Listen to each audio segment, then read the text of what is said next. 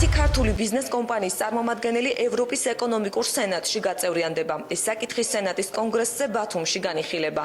ორდღიანი ფორუმი ქართულ-ევროპულ სავაჭრო ურთიერთობებს ეძღვნება. საქართველოსა და აჭარის მთავრობის წარმომადგენლები ევროპელ კოლეგებს საინვესტიციო პროექტებს აცნობენ, რათა ევროპელი ბიზნესმენები ქართული ბაზრით დააინტერესონ. კონგრესი აჭარის მთავრობის თავმჯდომარემ გახსნა არჩილ ხაბაძემ აღნიშნა, რომ ბოლო 10 წლის განმავლობაში რეგიონში $1.4 მილიარდი ამერიკული დოლარის ინვესტიცია განხორციელდა. ვიზიტორთა რაოდენობა კი 50,000-დან 1.5 მილიონამდე გაიზარდა. კონგრესი საქართველოს ბიზნეს კლუბის ორგანიზებით ტარდება. კლუბი რამდენიმე მსხვილ ბიზნეს კომპანიას აერთიანებს.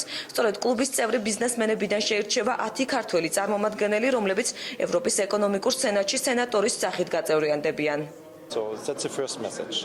პირველი მესიჯი ის არის, რომ ჩვენ აღვიქვათ საქართველოს როგორც ევროპის ნაწილს. ჩვენ დღევანდელ შეხვედრაზე განვიხილავთ სხვადასხვა წინადადებას.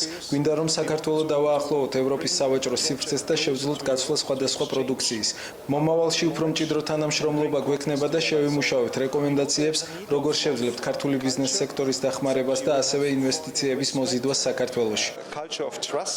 დღეს წევრი ხდება ევროპული ეკონომიკური სენატის ქართული ბიზნესის ნაწილი. ეს არის შესაძლებლობა, რომელიც იხსნება საქართველოსა და ევროკავშირის ბიზნესის წარმომადგენლებს შორის, რათა მათ უფრო გააღმავონ სავაჭრო ურთიერთობები, გააღმავონ საინვესტიციო ურთიერთობები და საქართველო ხდება ერთ-ერთი, მე ვიტყოდი, საინტერესო ათვლის წერტილი საერთაშორისო საზოგადოებისთვის და ძალიან ხელსაყრელი ბიზნეს გარემო იმისთვის, რათა განხორციელდეს ინვესტიციები.